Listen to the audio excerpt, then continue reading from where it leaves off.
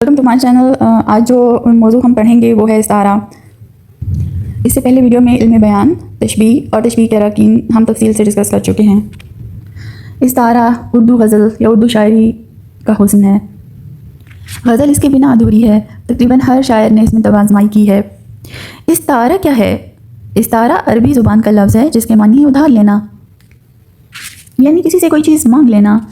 اس کے اصطلاحی معنی دیکھے جائیں تو علم بیان کی اصطلاح میں کسی لفظ کو اس کے حقیقی معنوں کے بجائے مجازی معنوں میں اس طرح استعمال کیا جائے کہ تشبیہ کا تعلق باقی رہے۔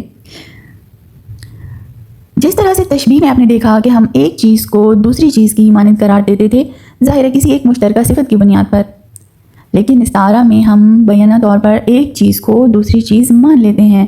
باقاعدہ طور پر ہم یہ مان لیتے ہیں کہ جس چیز سے ہم وہ صفت ادھار لے رہے ہیں یہ چیز وہی چیز ہے۔ جیسا کہ تشبیہ میں ہم نے کہا، ایک جملہ تھا کہ ماں نے کہا کہ میرا بیٹا چاند کی مانند حسین ہے، یا میرا بیٹا چاند کی طرح حسین ہے، لیکن استعارہ میں ہم نے براہ راست جس سے ہم ملا رہے ہیں اس سے وہ لفظ ادھار لے لیا۔ اب ماں نے کہا کہ میرا چاند، ماں نے یہ نہیں کہا کہ میرا بیٹا، تو ماں نے کہا کہ میرا چاند سو رہا ہے، یعنی ماں نے مان لیا کہ یہ چاند ہے، یعنی کہ ماں نے چاند سے لفظ ادھار لے کر اپنے بیٹے پر فٹ کر دیا۔ اب دوسرا دیکھ لیں کہ جیسے پاکستانی شیروں نے بھارتی گیدڑوں کو بھگا دیا۔ اب یہاں تو پاکستانی شیروں نے بھارتی گیدڑوں کو بھگا دیا، ہم یہ بھی کہہ سکتے تھے پاکستانی فوجی جو شیر کی طرح بہادر، تو یہ تو تشبیہ ہو جاتا۔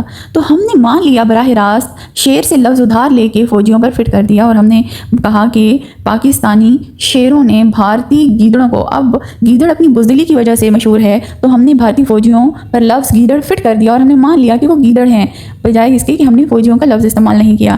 تو اسی طرح سے پاکستانی شیروں نے بھارتی گیدڑوں کو بھگا دیا۔ پنڈی ایکسپریس نے سارے کھلاڑیوں کے چھکے چھڑا دیے۔ پنڈی ایکسپریس شعیب اختر کو کہا جاتا تھا، یعنی یہ ایک استعارہ ہے اور یہ بڑا مشہور ہوا تھا، یعنی شعیب اختر جو کہ پنڈی ایکسپریس کی طرح تیز ہے، اگر ہم یوں کہتے تو یہ تو تشبیہ ہو جاتا کیونکہ اس میں حرف تشبیہ آ گیا ہے، لیکن ہم نے شعیب اختر کو پنڈی ایکسپریس مان لیا اور پنڈی ایکسپریس سے لفظ ادھار لے کر شعیب اختر پر فٹ کر دیا، اور ہم نے اس کا نام حذف کر لیا اور اس کی جگہ پنڈی ایکسپریس رکھ دیا۔ تو یہ استعارہ ہے۔ تو استعارہ کی 3 ارکان ہیں۔ مستعار لا، وہ شخص یا چیز جس کے لیے کوئی لفظ ادھار لیا جائے۔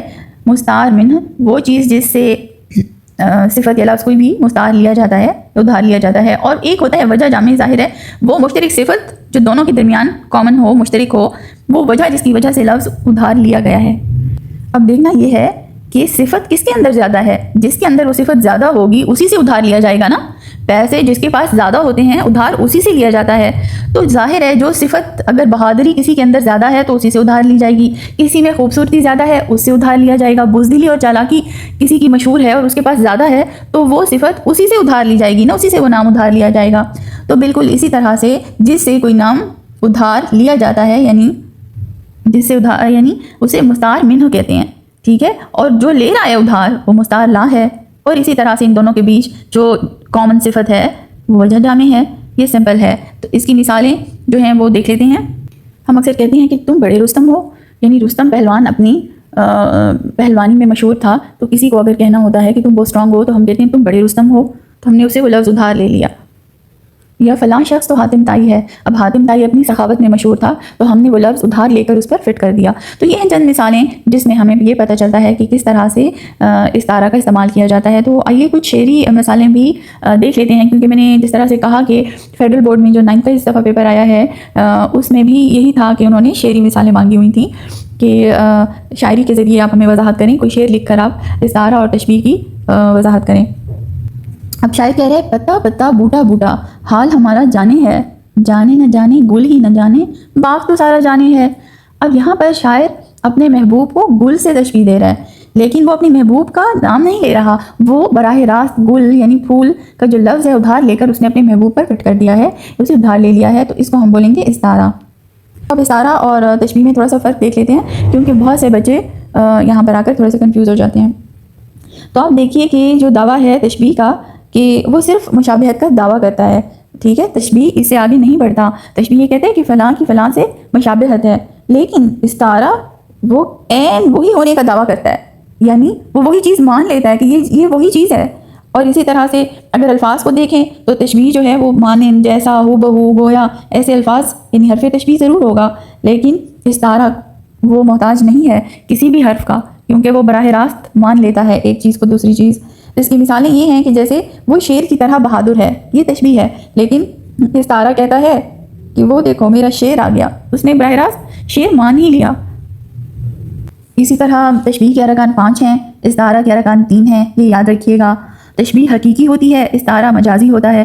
ظاہر ہے اگر ہم کسی کو شیر کہہ رہے ہیں تو وہ شیر بن تو نہیں جائے گا نا، شیر شیر ہی رہے گا اور انسان انسان ہی رہے گا، تو اس کے معنی مجازی ہوتے ہیں ہمیشہ، لیکن تشبیہ حقیقی ہے، تشبیہ صرف ملا رہی ہے، شباہت دے رہی ہے، ٹھیک ہے۔ تشبیہ جو ہے وہ علم بیان کی ابتدائی شکل ہے، اور استعارہ جو ہے وہ ایک بلیغ یا ایڈوانس شکل ہے، کیونکہ دونوں میں تشبیہ کا تعلق تو ہے، مماثلت تو ہے، دونوں ایک خصوصیت کی بنیاد پر ہی تشبیہ کرتے ہیں۔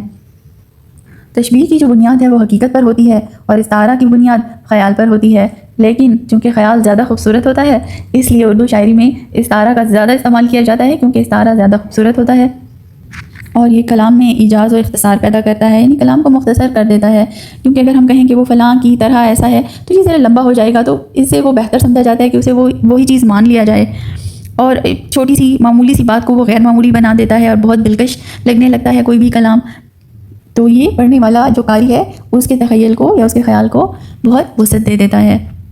امید ہے آپ کو آج کا ٹاپک پسند آیا ہوگا۔